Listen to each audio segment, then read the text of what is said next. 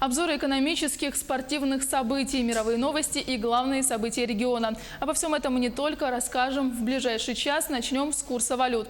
На сегодняшний день курс рубля к иностранной валюте, установленный Центробанком, составил за доллар 64,48, за евро 73,38. Что касается обмена валюты в Якутске, то сегодня выгоднее всего покупка доллара в Восточном банке 66,51. Лучший курс продажи в Азиатско-Тихоокеанском банке остановился на отметке 67 ровно. Что касается евро, то выгодная покупка в Восточном банке 73,18, а продажа в Россельхозбанке 73,65, сообщает сайт Банки.ру.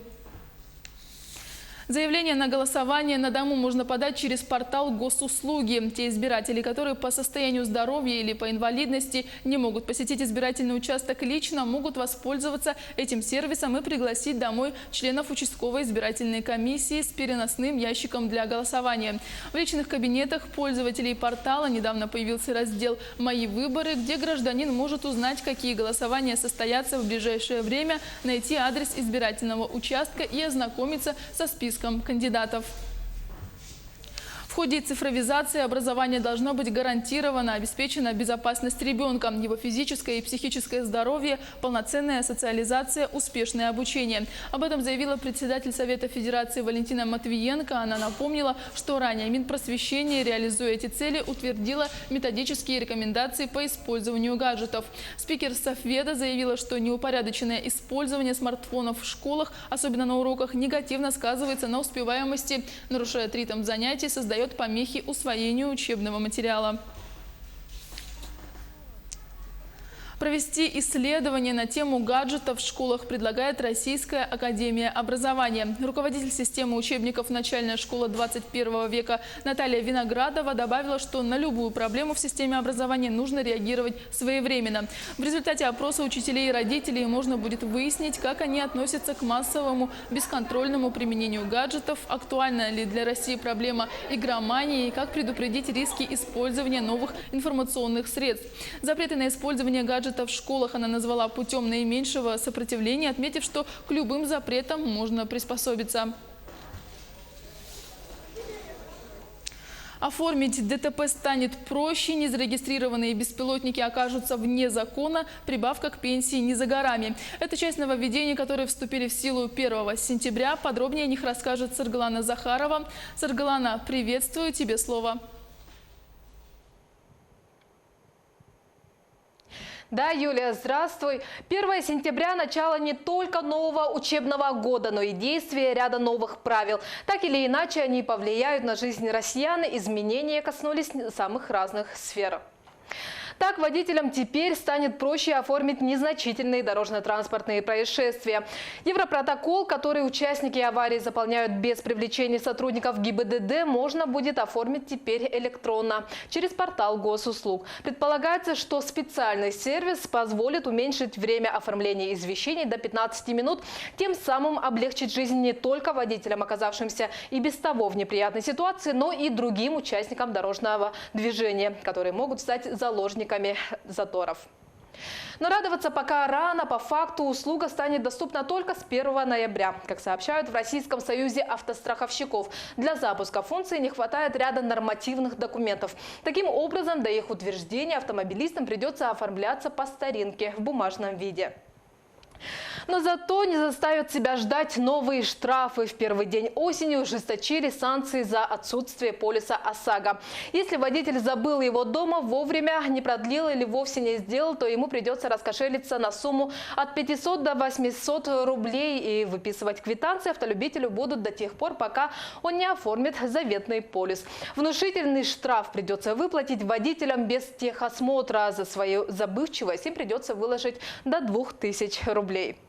С сентября квадрокоптеры и дроны подлежат обязательной регистрации в Росавиации. Это касается тех беспилотников, взлетная масса которых составляет от 250 граммов до 30 килограммов. Закон вступит в полную силу 27 сентября. Владельцам дают 10 дней с момента покупки аппарата для его оформления. Если же беспилотник был собран самостоятельно, то его нужно поставить на учет до начала полетов. Однако закон не распространяется на иностранные беспилотники, которые завезены на территорию России на временной основе, скажем, для съемок определенного события. С 1 сентября за нотариусом не нужно ездить в соседние поселки. Теперь, если в населенном пункте нет специально обученного нотариуса, то местные жители смогут обратиться к главе наследной администрации или уполномоченному лицу. Практично, быстро, удобно. Уверена, что эта новость обрадует многих якутян, особенно тех, кто живет в отдаленных поселениях. Однако полномочия администрации будут ограничены. Из перечня нотариальных действий, которые вправе совершать должностные лица местного самоуправления, исключается удостоверение завещаний и доверенностей на распоряжение недвижимым имуществом. Уточнена статья о мерах по охране наследственного имущества. Нотариальные действия будут осуществляться только для лиц, зарегистрированных по месту жительства или месту пребывания в данном населенном пункте, рассказала российской газете эксперт нотариального рынка Глеб Акимов. Нововведения также коснулись призывников. Молодые люди, которые освобождаются от службы в армии или которым предоставляется отсрочка, при желании могут все-таки отправиться в войска. Речь идет о студентах, специалистах, имеющих ученую степень, братьях или сыновьях военных, погибших во время несения службы. Завершим ликбез по сентябрьским новинкам. Еще одной хорошей новостью: 2 категориям пенсионеров повысят выплаты. Так, на прибавку в пенсии могут рассчитывать работающие пенсионеры и труженики из села. Первым выплаты повысят в зависимости от суммы страховых взносов, уплаченных их работодателями в 2018 году. Во втором случае на увеличение размеров пенсии могут рассчитывать те, кто отработал в сельском хозяйстве не менее 30 лет. Их ожидает ежемесячная прибавка в 25% от количества фиксированных выплат, а точнее 1333 рубля 55 копеек. Вот такие новинки ожидают в сентябре россиян. Как они повлияют на нашу жизнь, посмотрим. У меня на этом все. Юлия. Спасибо, Саргалана. Об изменениях в сентябре рассказала моя коллега Саргалана Захарова. Стратегию развития арктической зоны Якутии планируют утвердить до 1 декабря. Будет выделен целый ряд отдельных направлений. Подробности у моей коллеги Нургуяны Ивановой. Нургуяна, о чем идет речь? Да, Юлия, речь идет о таких направлениях, как арктическое здравоохранение и учитель Арктики. Также добавлю, что в основе стратегии будет лежать схема территориального размещения производительных сил и центров экономического роста. В эфире новости экономики на Якутия-24. В студии работает Нургуяна Иванова. Стало известно, в каких регионах России самая доступная электроэнергия. Больше всего электроэнергии на среднемесячную зарплату могут купить жители Иркутской области, Ямало-Ненецкого автономного округа и Ханты-Мансийского автономного округа Югры. Меньше всего жители Республики Калмыкия. Об этом свидетельствуют результаты рейтинга РИА Новости. Для оценки доступности электроэнергии для жителей регионов России РИА Новости рассчитала количество киловатт-часов, которые могут приобрести на свои среднемесячные зарплаты жители разных субъектов Российской Федерации во втором полугодии 2019 года. Так, средняя стоимость электроэнергии по России составляет чуть более 4 рублей за киловатт в час. В первой десятке рейтинга есть 3 региона, где цена электроэнергии выше среднероссийской, но при этом она остается доступной для населения из-за высоких зарплат.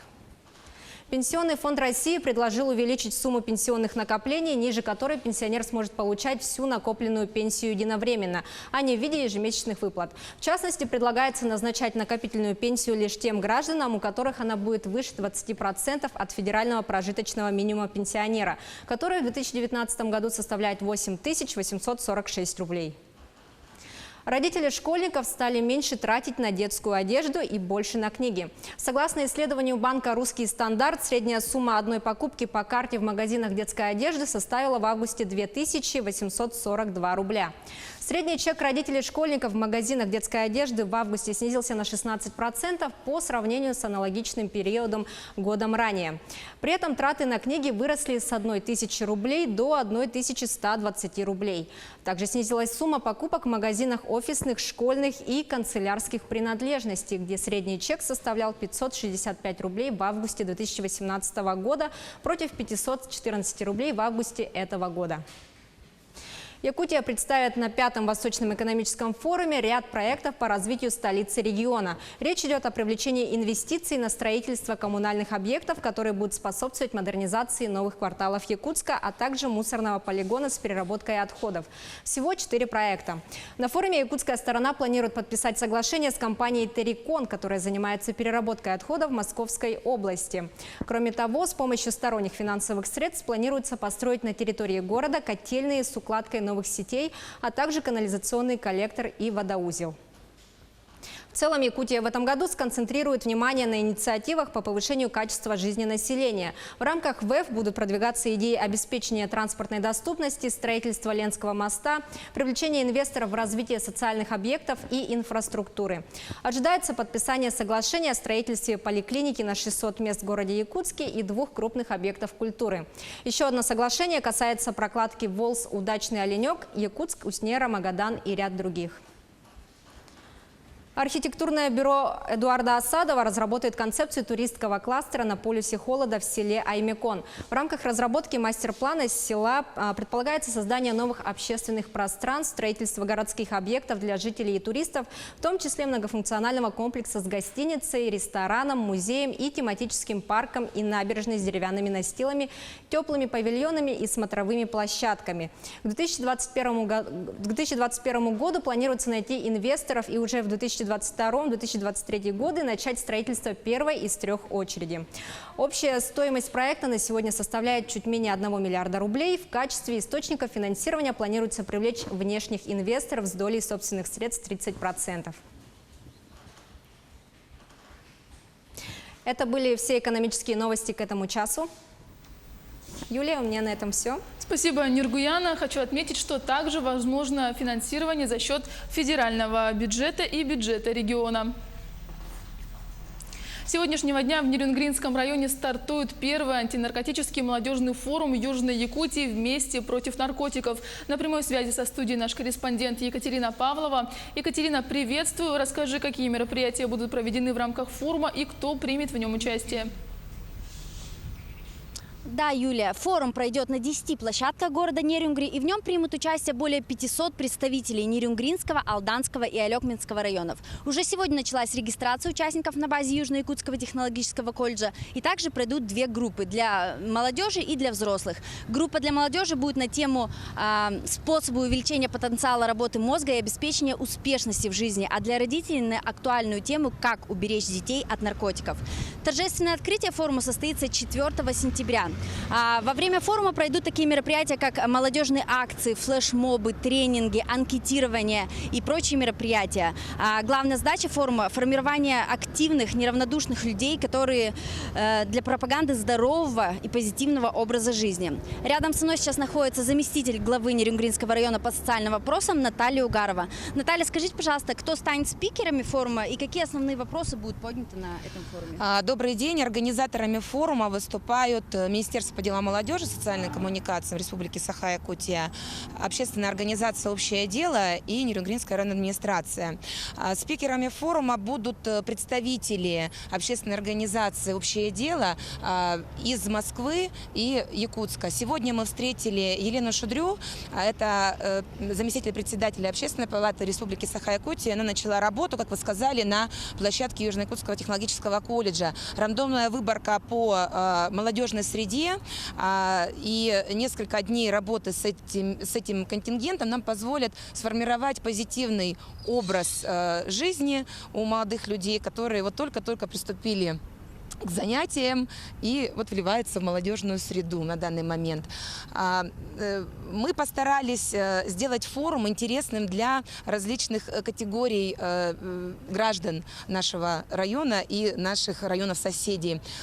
Прежде всего мы направили работу площадок на группу молодежи, самую многочисленную, на группу актива молодежи, для которых пройдут отдельные курсы, мастер-классы, тренинги направлены как раз вот на успешность, на умение подавать свои позитивные идеи, на организацию и написание проектов в области здорового образа жизни. И, конечно, один из главных вопросов, в том числе для Нерюнгринского района, потому что в этом году мы объявили год детства, и мы продолжаем работать с родительской общественностью, и несколько мастер-классов как раз пойдут для родителей по актуальным темам.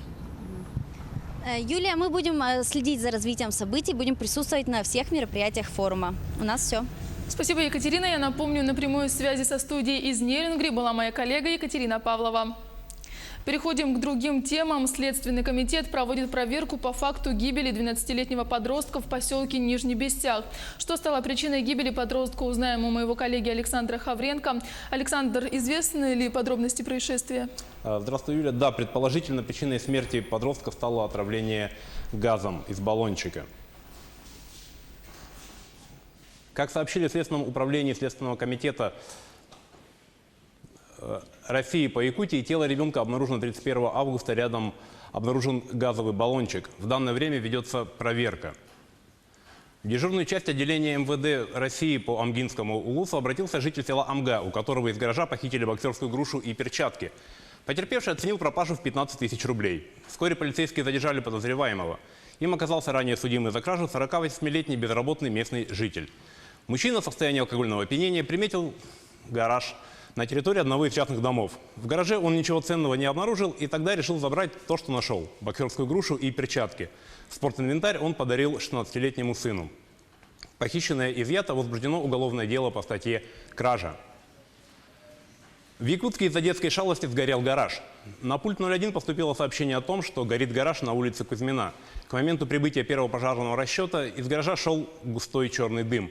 В результате пожара огнем повреждена мебель внутри и имущество на площади 10 квадратных метров. Предположительная причина пожара – детская шалость. Виновный и ущерб устанавливаются.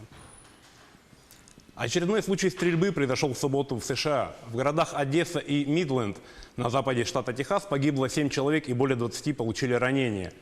Стрелявший погиб в перестрелке с полицией. Полиция сообщила, что стрелок – белый мужчина в возрасте около 35 лет. Мотивы преступления неизвестны. А во Франции вооруженный ножом мужчина в субботу напал на стоявших на автобусной остановке людей в городе Виллербан. 1 человек погиб, 9 пострадали, злоумышленник арестован. Его личность и мотивы пока неизвестны. Подробности рассказывает Артем Сторонов. 1 человек погиб и по меньшей мере 9 получили ранения вечером в субботу в результате нападения вооруженного ножом мужчины в граничащем с Лионом городе Виллербан на востоке Франции. По данным полиции, злоумышленник атаковал людей, ожидавших автобуса на остановке возле станции метро Лорен-Бонневей, а затем побежал в сторону подземки. Здесь его задержали стражи правопорядка. Погибшим оказался 19-летний юноша. 3 пострадавших находятся в тяжелом состоянии. О личности нападавшего и его мотивах пока ничего не сообщается. Но ряд местных изданий со ссылкой на близкий к следствию источник пишут, что это выходец из Афганистана. На место происшествия прибыли мэры Лиона Жерар Колон и Виллербана Жан-Поль Бре. Даже прокурор пока не раскрывал национальность нападавшего, но я уже слышал, что все говорят, что это афганец. По словам некоторых, он просил предоставить ему убежище. Это все, что нам известно. Пока что полиция пытается установить его мотивы. Следователи находятся на связи с прокурором Парижа, чтобы понять, в зависимости от информации об этом человеке, каковы могли быть его мотивы. Изначально полиция искала 2-го возможного нападавшего, у которого, по некоторым данным, был при себе шампур. Однако потом поиски были прекращены. Следователи продолжают опрашивать очевидцев. А на этом наш выпуск подошел к концу. За развитием событий следите в следующих выпусках новостей. Всего доброго и будьте осторожны. Юлия, на этом у меня все. Александр, спасибо. Обзор происшествий подготовил мой коллега Александр Хавренко. Переходим к мировым новостям. Первыми удар урагана 5-й категории «Дориан» испытали в воскресенье жители Багамских островов. Здесь сильнейший шторм может продолжаться свыше 30 часов, после чего он направляется в сторону северо-восточного побережья штата Флорида, рассказывает Артем Сторонов. Ураган «Дориан» в Атлантическом океане в воскресенье усилился до 5-й наивысшей категории по шкале Саффира-Симпсона. По словам специалистов, скорость ветра в области, близкой к его центру, достигает 300 км в час с порывами до 350. Первыми удар Дориана придется испытать жителям Багамских островов. Национальный ураганный центр США назвал его катастрофическим, предупредил местных жителей о повышенной опасности и сообщил о возможном повышении уровня воды на 5-7 метров. Кроме того, в регионе ожидается выпадение до 75 сантиметров осадков. Положение осложняется тем, что ураган движется достаточно медленно, со скоростью около 10 км в час. А это значит, что сильнейший шторм на Багамах может продолжаться более 30 часов. Обрушившись на острова, Дориан двинется в сторону северо-восточного побережья Флориды, которого он, как ожидается, достигнет к вечеру 2 сентября. По словам специалистов, ураган немного изменил направление и обрушится на штат не в полную силу.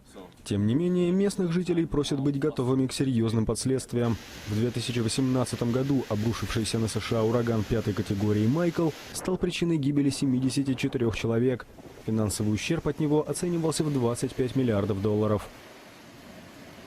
Из-за приближения урагана Дориан свой визит в Польшу отменил президент США Дональд Трамп. Там в воскресенье прошли памятные мероприятия, посвященные 80-летию вторжения немецких войск. 1 сентября 1939 года считается датой начала Второй мировой войны. В 4:30 утра 1 сентября 1939 года ВВС Германии нанесли удар по польскому городу Вилюнь, жители которого стали первыми жертвами вторжения немецких войск. Именно эту дату принято считать началом Второй мировой войны. Ровно 80 лет спустя, в те же 4:30 утра, в Вилюне начались памятные мероприятия, в которых приняли участие президент Польши Анджей Дуда и Германии Франк-Вальтер Штайнмайер. Немецкий политик принес извинения польскому народу. «Я низко кланяюсь жертвам нападения на Вилюнь, отдаю честь польским жертвам немецкой тирании и прошу у вас прощения».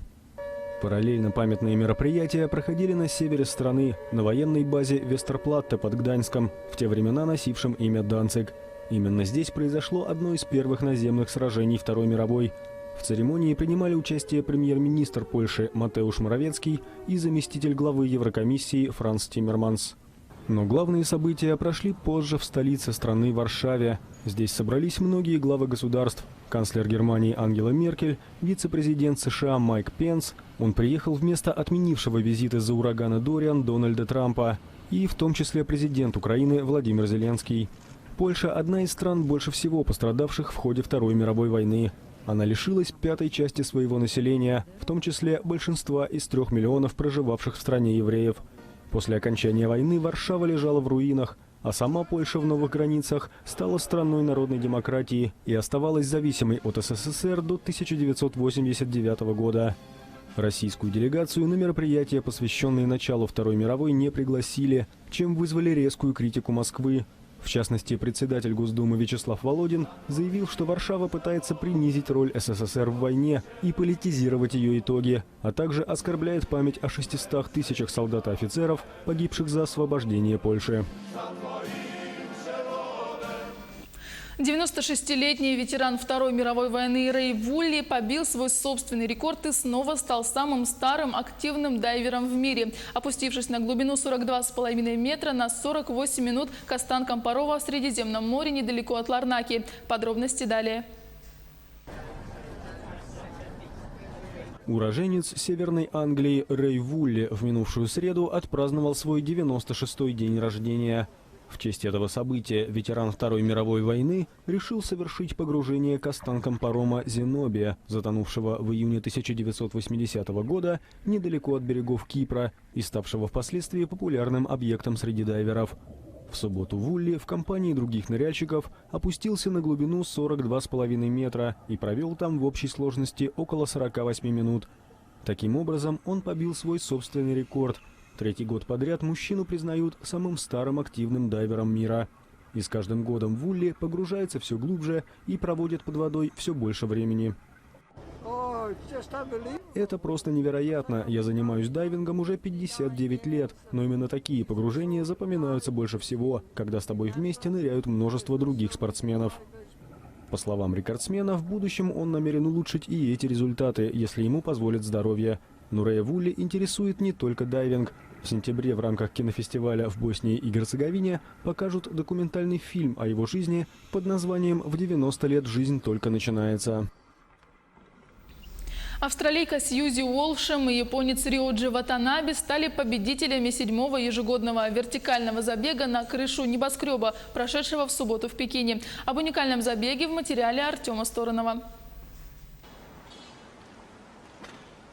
Отель China World Summit Wing в центре Пекина – одно из самых высоких зданий китайской столицы. Не случайно именно его выбрали организаторы забегов на небоскребы в качестве места для проведения очередной гонки. В субботу испытать свои силы решили попробовать более 900 профессионалов и спортсменов-любителей из 32 стран мира. Им нужно было как можно быстрее забраться на крышу, преодолев в общей сложности 82 этажа и 2041 ступеньку. На финишной площадке, расположенной на высоте 330 метров, победителей забега встречали журналисты. Первой среди женщин в 7-й раз подряд стала австралийка Сьюзи Уолшем. Она преодолела дистанцию за 11 минут и 59 секунд.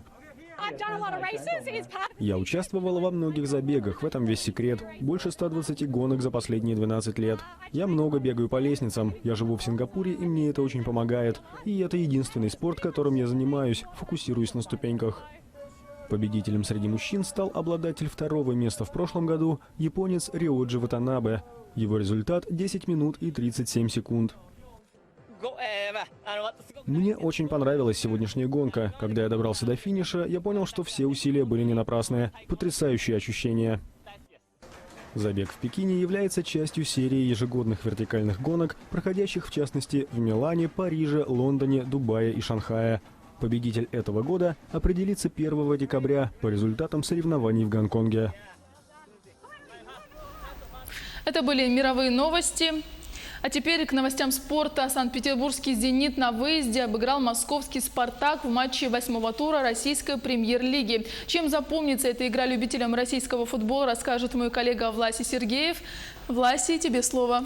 Юлия, здравствуйте. Очередной матч принципиальнейшего противостояния между «Зенитом» и «Спартаком» запомнится, конечно же, в первую очередь благодаря потрясающему голу в исполнении Юрия Жиркова в дальнюю девятку, а также тем, что в этом матче впервые в истории российской премьер-лиги был отменен гол после просмотра повтора видеоассистента рефери.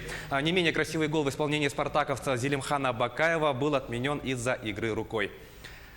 В эфире новости спорта. Здравствуйте. Футболисты «Зенита» одержали выездную победу над московским «Спартаком». Встреча 8-го тура прошла на открытии арене и завершилась со счетом 1-0 в пользу петербуржцев. Единственный гол на 41-й минуте матча забил полузащитник гостей Юрий Жирков. В турнирной таблице «Зенит» с 17 очками располагается на 2-м месте. «Спартак» идет на 6-й позиции с 14 баллами. В следующем туре петербуржцы на своем поле сыграют с «Арсеналом», а спартаковцы дома примут «Урал». Все встречи 9-го тура пройдут через 2 недели после перерыва на матче национальных сборных. Футбольный клуб «Союз Авто» выиграл у «Арктики» и стал победителем чемпионата города Якутска среди команд высшей лиги. Встреча заключительного 9-го тура, прошедшая на стадионе Туймада, завершилась со счетом 3-0 в пользу автомобилистов. Все 3 мяча свой актив записал Дмитрий Каурдаков, ставший лучшим бомбардиром турнира. На его счету 16 результативных ударов в 8 встречах. «Союз Авто» возглавил турнирную таблицу, набрав 24 очка. На 3 пункта от лидера отстала «Арктика», финишировавшая 2-й. На 3-м месте турнир завершил «Ирбис-99», набравший 18 очков. Вся тройка лидеров в скором времени вновь выйдет на поле Туймады оспаривать лавры первенства чемпионата республики, который пройдет с 11 по 15 сентября. Воспитанник якутской детской футбольной команды «Пульс» Артем Соколов вызван в юношескую сборную России. Об этом сообщает «Спорт Якутии». Футболист примет участие в учебно-тренировочных сборах национальной команды в Испании, целью которых является подготовка к грядущему чемпионату Европы. Также в рамках сборов российские футболисты сыграют товарищеские матчи со сверстниками из Ирландии. Напомню, Артем Соколов в данный момент играет за московскую команду Чертанова, куда перебрался после успешного выступления за якутский «Пульс» на турнирах всероссийского масштаба. Омский «Авангард» обыграл действующего обладателя Кубка Гагарина столичный ЦСКА в матче за кубок открытия сезона 2019-2020. Встреча прошла в Москве и завершилась со счетом 3-1. В составе победителей заброшенными шайбами отметились Коди Франсон, на его счету дубль, и Максим Чудинов. У армейцев шайбу на свой счет записал Максим Шалунов. Благодаря этой победе «Авангард» прервал 9-матчевую серию поражений в играх ЦСКА. В предыдущий раз омский клуб одерживал победу 9 октября 2016 года. В следующем матче ЦСКА дома сыграет с Акбарсом, «Авангард» в гостях встретится с хельсинским «Йокеритом». Оба матча пройдут 3 сентября. Женская сборная России по волейболу одержала победу над командой Бельгии в матче 1/8 финала чемпионата Европы, который проходит в Братиславе. Матч завершился со счетом 3-1. На групповом этапе российские волейболистки заняли второе место, обыграв команды Белоруссии, Швейцарии, Испании и Словакии, а также уступив команде Германии. В четвертьфинале российские волейболистки сыграют с командой Италии, победившей в своем матче представительниц Словакии. Четвертьфинальный матч с участием сборной России состоится в среду. Женская сборная России на европейских первенствах побеждала 6 раз, а также трижды становилась бронзовым призером соревнований.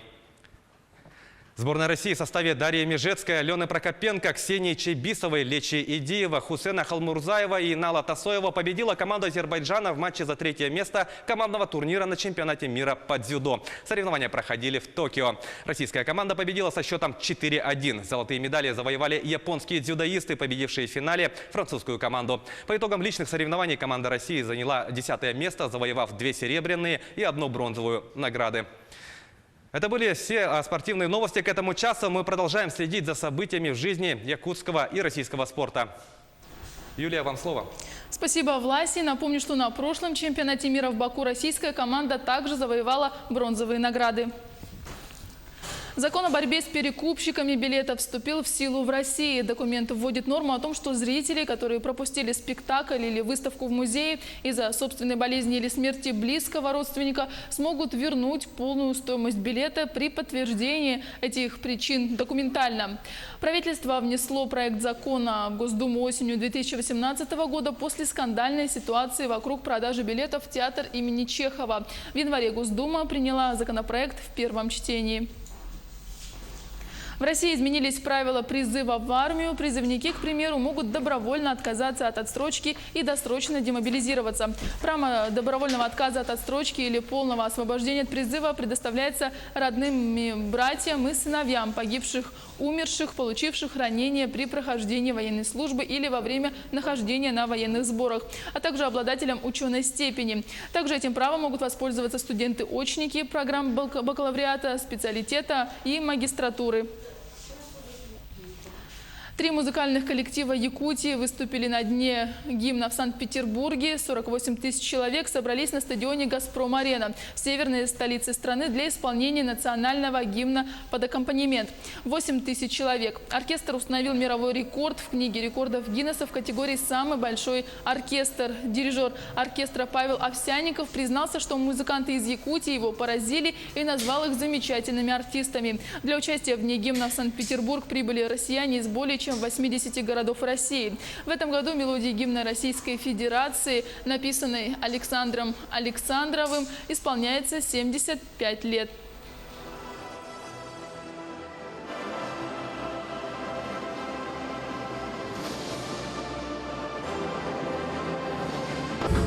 Колоссальных усилий, колоссальных затрат финансовых, моральных требовала вот эта вот акция, чтобы собрать, привезти из разных уголков нашей страны. Из Калининграда, из Якутии поразили замечательный оркестр из Якутии, с юга нашей страны, с севера, из Петербурга. И, конечно, главная порция – это Петербург и Москва. В экспериментальной теплице круглогодичного тепличного комплекса «Саюри» поспел урожай томатов. В конце мая здесь высадили 1600 растений. Сейчас здесь собрали около 70 килограммов готовой продукции. В 10-х числах сентября планируется сбор томата во второй очереди. Напомним, что вторая очередь была введена в эксплуатацию в мае этого года. Сейчас на месте находится наш корреспондент Юрий Осипов. Юрий, приветствую, тебе слово. Здравствуй, Юлия. Да, сейчас мы находимся в экспериментальной теплице. Вы можете видеть тот самый первый урожай в этом году, который уже планируется собрать в скором времени. На сегодняшний день в тепличном комплексе уже было собрано около 107 тонн. И сейчас мы спросим о них у главного агронома компании «Саюри». Здравствуйте, Тимир. Расскажите, пожалуйста, о том, как в этом году проходила посадка и планируется сбор урожая. В этом году мы завершили 1 оборот огурца на большой площади. И далее вот мы в конце мая высадили в экспериментальной теплице оранжевый сорт огурца, биооранж. Буквально на днях начали сбор, собрали около 70 килограмм первых. Сорт это оранжевый, он слаще, чем обычный сорт, и очень яркий. И покажите нам, пожалуйста, вот на конкретных помидорах. Вот он. Ага. Вот он вот такого яркого цвета, похож на мандарин. И при этом он слаще, чем обычный красный помидор. Вот. И расскажите о том, вы сказали, что уже поступили в продажу первые партии томатов, и о том, в течение какого времени планируются еще поставки. Поставки планируются в течение всего года, потому что как начинает томат плодоносить, он уже плодоносит до окончания следующего года, то есть практически 12 месяцев. По огурцу у нас практически то же самое, потому что у нас идет смена оборотов. Один оборот огурца — это 3 месяца. Далее новый высаживается, но у нас разные блоки, поэтому мы можем обеспечить беспрерывность поставки продукции. Спасибо. Я напомню, что с нами беседовал Тимир Иванов, главный агроном компании «Саюри».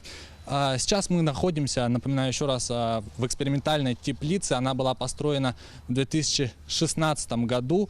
В мае этого года было торжественное открытие второй очереди общей площадью 1,2 гектара.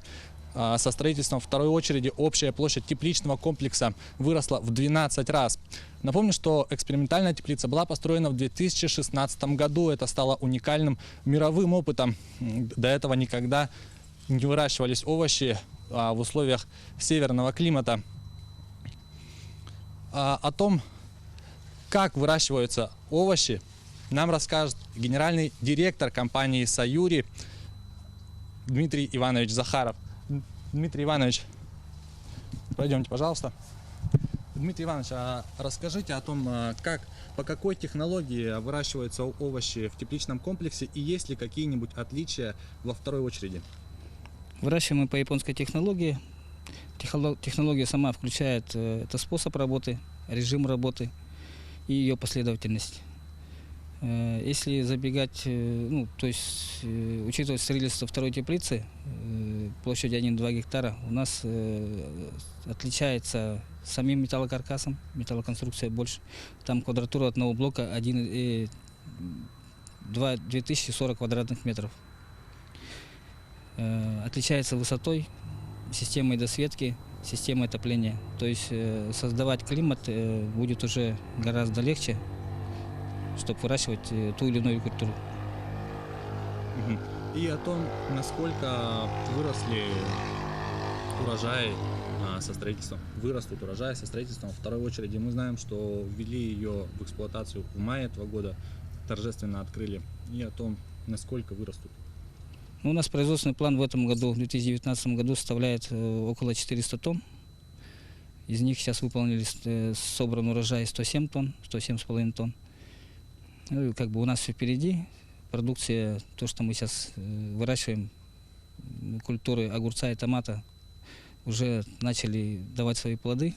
То есть сегодня мы собрали первый урожай огурца, сорт Мева, и с экспериментальной теплицы томат Биоранж. Спасибо большое, Дмитрий Иванович. Я напомню, что с нами разговаривал Дмитрий Иванович Захаров, генеральный директор компании «Саюри». Сегодня теплица уже доказала свою жизнеспособность. В 2018 году здесь собрали около 28,5 тысяч килограммов овощей. Как уже сказал Дмитрий Иванович, за 2019 год планируется около 400. Ну а с введением последней, третьей очереди в следующем году планируется повысить этот показатель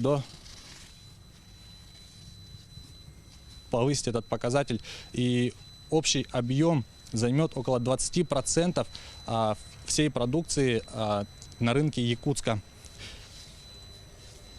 Сегодня готовую продукцию непрерывно поставляют в детские дошкольные учреждения города Якутска. Это около 500 килограммов в день. Также продукцию можно купить в около 100 торговых точках по городу Якутску. Сегодня килограмм огурцов компании «Саюри» в магазине можно купить за 300 рублей. Это с учетом 20% надбавки торговых точек. Но в планах у компании открытие собственных точек, где продукция будет продаваться уже без этой надбавки. Юлия? Спасибо, Юрий. Я напомню, на прямой связи со студией был наш корреспондент Юрий Осипов. И в завершении выпуска о погоде в крупных городах республики. В Алдане 14 градусов со знаком плюс, скорость ветра 1 метр в секунду. В Ренске ветер дует с такой же скоростью 1 метр в секунду, а столбик термометра остановился на отметке 12 градусов выше нуля. В столице Алмазного края Мирном в эти минуты плюс 17, ветер 1 метр в секунду, а за окнами жителей столицы Южной Якутии Нерюнгри плюс 9, безветренно. Ну и в Якутске прямо сейчас 15 градусов тепла, штиль. Оставайтесь с нами, мы следим за развитием событий. Еще больше информации на нашем сайте yak24.ru.